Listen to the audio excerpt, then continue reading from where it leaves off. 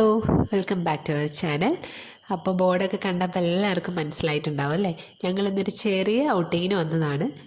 കാഞ്ഞിരപ്പുഴ ഡാമിൽ ഞങ്ങൾ ഒരുപാട് തവണ വന്നിട്ടുണ്ട്. കാരണം കസിൻസൊക്കെ ആയിട്ട് പെരുന്നാളാകുമ്പോഴും എന്തെങ്കിലും ഫാമിലി ഒത്തൊരുമിച്ച് കൂടുമ്പോഴൊക്കെ ഞങ്ങൾ എളുപ്പം പോയി വരാൻ പറ്റുന്നൊരു സ്ഥലമാണ് കാഞ്ഞിരപ്പുഴ ഡാം. അതുകൊണ്ട് തന്നെ ഇവിടെ കുറേ പ്രാവശ്യം വന്നിട്ടുണ്ട്. പക്ഷേ എത്ര വന്നാലും ഇവിടെ അത്ര മടുപ്പൊന്നും ഇതുവരെ തോന്നിയിട്ടില്ല. കാരണം ഇതിൻ്റെ ആ ഒരു സീനറിയും പിന്നെ ഇവിടെ പാർക്കുണ്ട്, ഡാം കാണുന്നവർക്ക് ഡാം കാണാം. അപ്പോൾ അങ്ങനെ എല്ലാ സൗകര്യങ്ങളും ഉള്ളതായതുകൊണ്ട് നമുക്ക് പുറത്തൊരു ഔട്ടിങ് പറ്റുന്നൊരു സ്പോട്ട് തന്നെയാണ് കാഞ്ഞിരപ്പുഴ ഡാം. ഈ ഡാം സ്ഥിതി ചെയ്യുന്നത് പാലക്കാട് ജില്ലയിലാണ്. മണ്ണാർക്കാട് കഴിഞ്ഞ് നമ്മൾ കോഴിക്കോട് പാലക്കാട് നാഷണൽ ഹൈവേയിലൂടെ പോകുമ്പോൾ ചിരക്കൽപ്പടി എന്നുള്ളൊരു സ്ഥലത്തു നിന്നൊരു ടേൺ ഉണ്ട്. അതാണ് കാഞ്ഞിരപ്പുഴ ഡാമിലോട്ടുള്ള റോഡ്. ഇവിടെ നമ്മളെപ്പോൾ വരികയാണെങ്കിലും നല്ല തിരക്കായിരിക്കും. കാരണം പെരുന്നാളിന് വരികയാണെങ്കിലും അല്ലാത്ത ടൈമിൽ സൺഡേയ്സിൽ വരികയാണെങ്കിലൊക്കെ തിരക്ക് കാണാൻ കഴിയും. കാരണം കുട്ടികളെയും കൊണ്ട് നമുക്ക് ഒരു ഔട്ടിംഗ് എന്നുള്ള രീതിയിൽ പോകണമെന്നുണ്ടെങ്കിൽ പറ്റിയൊരു സ്പോട്ടാണ്. അല്ലാത്തവർക്കും മുതിർന്നവർക്കായാലും ജസ്റ്റ് ഒന്ന് വന്നിരിക്കാനും നല്ല കാഴ്ചകൾ കാണാനും പറ്റുന്ന ഒരു സ്ഥലം തന്നെയാണ്. കുറച്ച് മുന്നോട്ട് നടന്നാൽ തന്നെ ഡാമിൻ്റെ ഷട്ടർ നമുക്ക് കാണാൻ പറ്റും. ഇപ്പോൾ മഴക്കാലമായതുകൊണ്ട് ആ ഷട്ടറൊക്കെ തുറന്നിട്ട് നല്ല രീതിയിൽ വെള്ളം ഇങ്ങനെ പുറത്തേക്ക് ഒഴുക്കി കളയുന്നുണ്ട്. അത് കാണാൻ തന്നെ ഭയങ്കര ഭംഗിയാണ്. വലിയവർക്ക് 20 രൂപയും ചെറിയ കുട്ടികൾക്ക് 10 രൂപയാണ് ഡാമിലേക്കുള്ള എൻട്രി ടിക്കറ്റ്. ഡാമിൻ്റെ റൈറ്റ് സൈഡിലായിട്ട് ചിൽഡ്രൻസ് പാർക്ക് ഉണ്ട്. 12 വയസ്സിന് താഴെയുള്ളവർക്ക് മാത്രം എന്നൊക്കെ ഇവിടെ ബോർഡ് കൊടുത്തിട്ടുണ്ട്. പക്ഷെ നോക്കുമ്പോൾ ഇവിടെ വലിയവർ വരെ കുട്ടികളുടെ റൈഡ്സിൽ കയറുന്നുണ്ട്. ഇവിടെ സീസോയിലായാലും ഊഞ്ഞാലിലായാലും എല്ലാത്തിലും വലിയവർ വരെ കയറുന്നുണ്ട്. അതുകൊണ്ട് തന്നെ ഇവിടുത്തെ സെക്യൂരിറ്റിക്ക് ഭയങ്കര പണിയാണ് കേട്ടോ.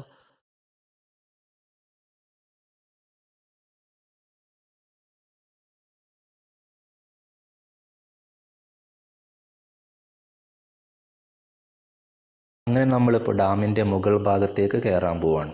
അപ്പോൾ ആ മുകൾ ഭാഗത്തേക്ക് പോകുന്ന വഴിയിൽ തന്നെ നമുക്ക് ഈ ഷട്ടർ തുറന്ന് വെള്ളം നല്ല രീതിയിൽ ഒഴുകുന്നത് കാണാൻ പറ്റും. ഭയങ്കര സൗണ്ടാണ് ഇവിടെ.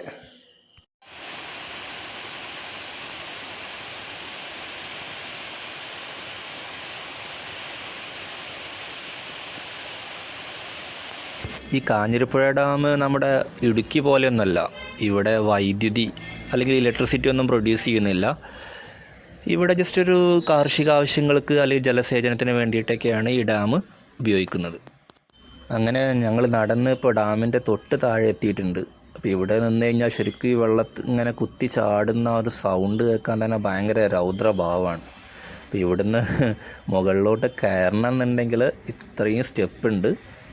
നല്ല രീതിയിൽ സ്റ്റെപ്പൊക്കെ ഉണ്ടാക്കി വെച്ചിട്ടുണ്ട്. അതുകൊണ്ട് നമുക്കധികം ബുദ്ധിമുട്ടൊന്നുമില്ല. പക്ഷേ നല്ല ഉയരത്തിലോട്ട് കയറണം.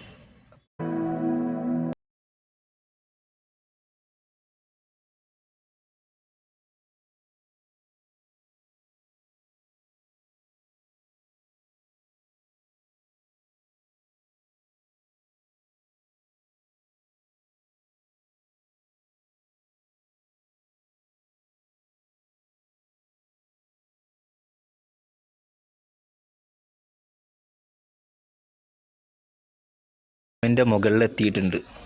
ഇവിടെ നിന്നുള്ള കാഴ്ച സോ ബ്യൂട്ടിഫുൾ. എന്താ പറയുക, താഴെ നമ്മൾ കയറി വന്ന സ്ഥലം കാണാൻ പറ്റും. അവിടെ നിന്നാണ് നമ്മളിങ്ങനെ മുകളിലോട്ട് കയറി വന്നത്. അവിടെ ഷട്ടറൊക്കെ തുറന്ന് അതിലൂടെ വെള്ളം ഇങ്ങനെ പുറത്തേക്ക് ഒഴുകുന്നതും കാണാൻ പറ്റും. ഫൈനലി ഇനി നമുക്ക് ഈ ഡാമിൻ്റെ ഓപ്പോസിറ്റ് സൈഡിൽ എന്താണ് നോക്കാം. പക്ഷേ ഇവിടെ ഈ ഡാമിൻ്റെ ആ ഷട്ടറിൻ്റെ ആ ഏരിയയിലോട്ടൊന്നും ഇപ്പോൾ എൻട്രി പെർമിറ്റഡ് അല്ല. അതൊക്കെ ഇവിടെ ക്ലോസ് ചെയ്തിട്ടുണ്ട്. അതിവിടെ ഇങ്ങനെ നോട്ടീസ് ഇവിടെ ഇവർ കൊടുത്തിട്ടുണ്ട്.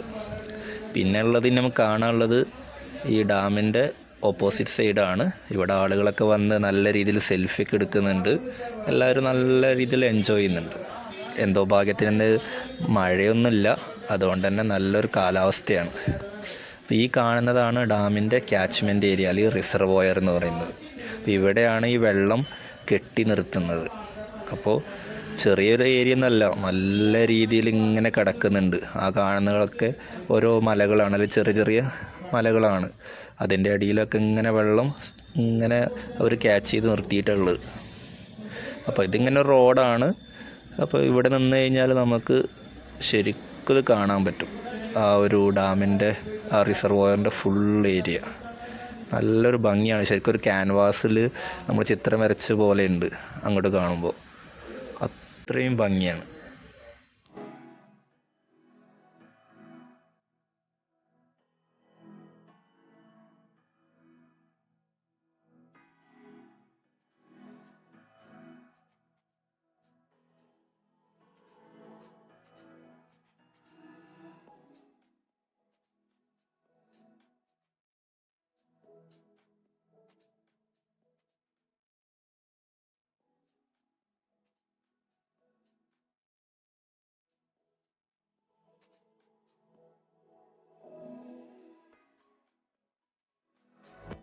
അങ്ങനെ നമ്മൾ ഡാമിൻ്റെ മുകളിലെ കാഴ്ചകളെ കണ്ടിട്ടിപ്പോൾ വീണ്ടും താഴോട്ട് ഇറങ്ങുകയാണ്. അപ്പോൾ കയറിയ പോലെ തന്നെ അത്ര എഫേർട്ടില്ല ഇറങ്ങാൻ. കാരണം നല്ല രീതിയിൽ സ്റ്റെപ്പൊക്കെ ഉണ്ടായതുകൊണ്ട് നമുക്ക് നല്ല ഗ്രിപ്പൊക്കെ ഉണ്ട്. അങ്ങനെ വീഴാനുള്ള ചാൻസ് ഒന്നുമില്ല. നല്ല രീതിയിൽ തന്നെ നമുക്ക് താഴോട്ട് ഇറങ്ങാൻ പറ്റും. അപ്പോൾ ഇറങ്ങിയപ്പോഴാണ് ഒരു വല്യുമ്മൊക്കെ ഉണ്ട് ഇങ്ങനെ കയറി വരുന്നത്. അപ്പോൾ ആ ഒരു എനർജിയെ കണ്ടപ്പോൾ നമുക്ക് ഭയങ്കര സന്തോഷം തോന്നി. ഈ പ്രായത്തിൽ ഇതൊക്കെ കയറാനുള്ള ആ ഒരു ആവേശം അല്ലെങ്കിൽ ആ എനർജി ഉണ്ടല്ലോ, അതുതന്നെയാണ് എല്ലാവർക്കും ഒരു മോട്ടിവേഷൻ നൽകുന്നത്. അങ്ങനെ ഡാമിൻ്റെ താഴെ എത്തി ഇപ്പോൾ കുട്ടികളുടെ പാർക്കിലെത്തി. അപ്പോൾ ഈ സൈഡിലായിട്ട് തന്നെ നമുക്ക് അവിടുന്ന് ആ ഷട്ടർ തുറന്ന് വിട്ട് ഇങ്ങനെ ഒഴുകുന്ന വെള്ളം കാണാൻ പറ്റും. അത് ഈ കുട്ടികളുടെ പാർക്കിൻ്റെ ഈ സൈഡിൽ തന്നെയാണ്. അപ്പോൾ അങ്ങോട്ട് നോക്കിക്കഴിഞ്ഞാൽ നമ്മൾ ആ ഷട്ടർ തുറന്ന വെള്ളം ഇങ്ങനെ താഴോട്ട് വരുന്നത് കാണാം. അത് നല്ല രീതിയിൽ ഇങ്ങനെ ഒഴുകിയിട്ട് ഇങ്ങനെ പോവാണ് അപ്പുറത്ത്. അപ്പോൾ ഇതിൻ്റെയൊക്കെ ഓരോ നദികളിലോ ഒക്കെ വരുന്നുണ്ടാവും. ഈ വെള്ളം ഇങ്ങനെ പോയിട്ട് അത് ഓരോ സൈഡിലോട്ട് ഇങ്ങനെ പോവാണ്. അപ്പോൾ ഇവിടുന്ന് ഒരു സെക്യൂരിറ്റിക്കാരൻ പറഞ്ഞത് കഴിഞ്ഞ മഴക്കാലത്ത് ഈ വെള്ളം പെട്ടെന്ന് തുറന്ന് വിട്ടപ്പോൾ ഇതിനൊരു ക്രോസ് ചെയ്ത റോഡ് പോയിട്ടുണ്ടായിരുന്നു. ആ റോഡൊക്കെ ഒലിച്ചു പോയി എന്നാണ് പെട്ടെന്ന് വെള്ളം വന്നിട്ട്. അപ്പോൾ ഇവിടെ കുട്ടികളൊക്കെ ആണെങ്കിൽ ഭയങ്കര ആക്റ്റീവാണ്. ഓരോരോ ആക്ടിവിറ്റിയൊക്കെ ആയിട്ട് അവർ ഭയങ്കര തിരക്കിലാണ്.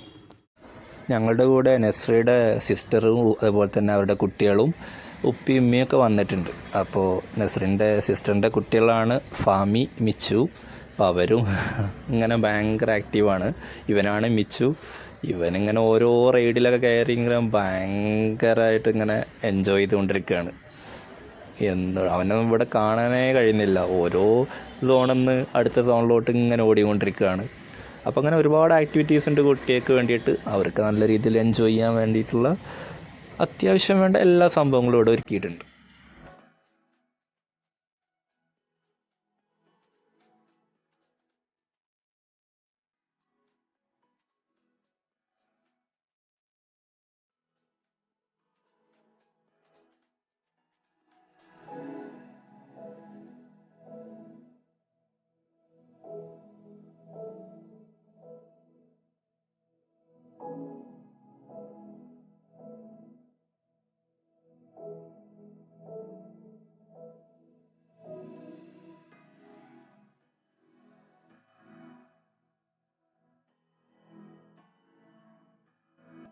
കുട്ടികൾക്ക് മാത്രമെന്നല്ല വലിയവർക്കും എൻജോയ് ചെയ്യാൻ പറ്റുന്ന ഒരുപാട് ആക്ടിവിറ്റിയൊക്കെ ഇവിടെ ഉണ്ട് കേട്ടോ.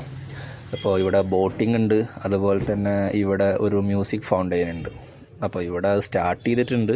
പക്ഷേ ഇരുട്ട് അല്ലെങ്കിൽ അധികം രാത്രി ആവാത്തതുകൊണ്ട് നമുക്കതിൻ്റെ ശരിക്കുള്ള ആ ഒരു ഭംഗി നമുക്കിപ്പോൾ ലഭിക്കില്ല. പക്ഷെ രാത്രിയിലാണ് അല്ലെങ്കിൽ ഒന്നുകൂടിയും ഇരുട്ടായിട്ടാണ് നമ്മളിത് കാണുന്നതെങ്കിൽ ആ ശരിക്കും ലേസറിൻ്റെയൊക്കെ ആ ഒരു ലേസർ ഷോ നമുക്ക് നല്ല രീതിയിൽ എൻജോയ് ചെയ്യാൻ പറ്റും.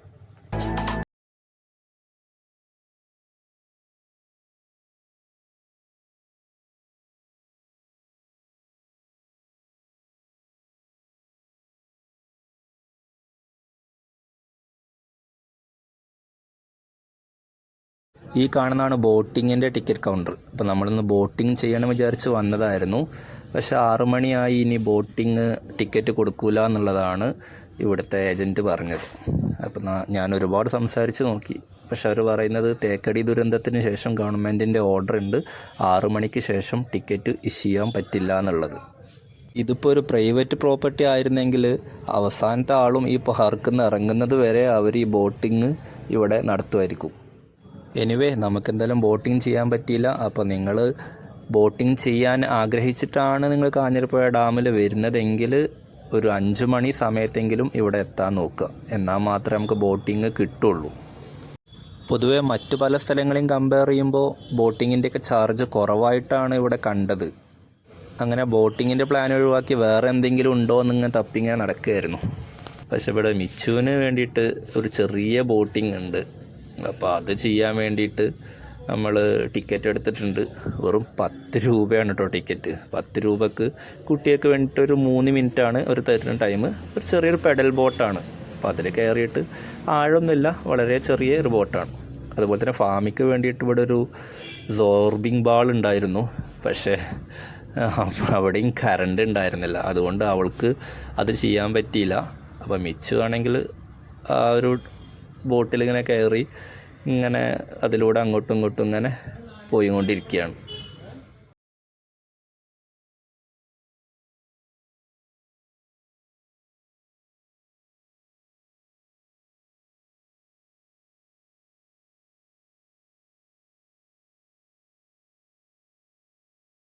മിച്ചുവിൻ്റെ ബോട്ടിങ്ങൊക്കെ കഴിഞ്ഞപ്പോഴേക്കും നേരെ ഇങ്ങനെ ഇരുട്ടായി തുടങ്ങിയിട്ടുണ്ടായിരുന്നു. അപ്പോൾ ഇനി നമ്മളിങ്ങനെ ഡാമിൻ്റെ പുറത്തേക്ക് ഇറങ്ങുകയാണ്. അത് കഴിഞ്ഞ് വീട്ടിലോട്ട് പോവാണ്. അപ്പോൾ ഈ വീഡിയോ എല്ലാവർക്കും ഇഷ്ടമായി എന്ന് വിചാരിക്കുന്നു. ഇഷ്ടമായെങ്കിൽ ചാനൽ സബ്സ്ക്രൈബ് ചെയ്യണം, മാക്സിമം ഷെയർ ചെയ്യണം. താങ്ക്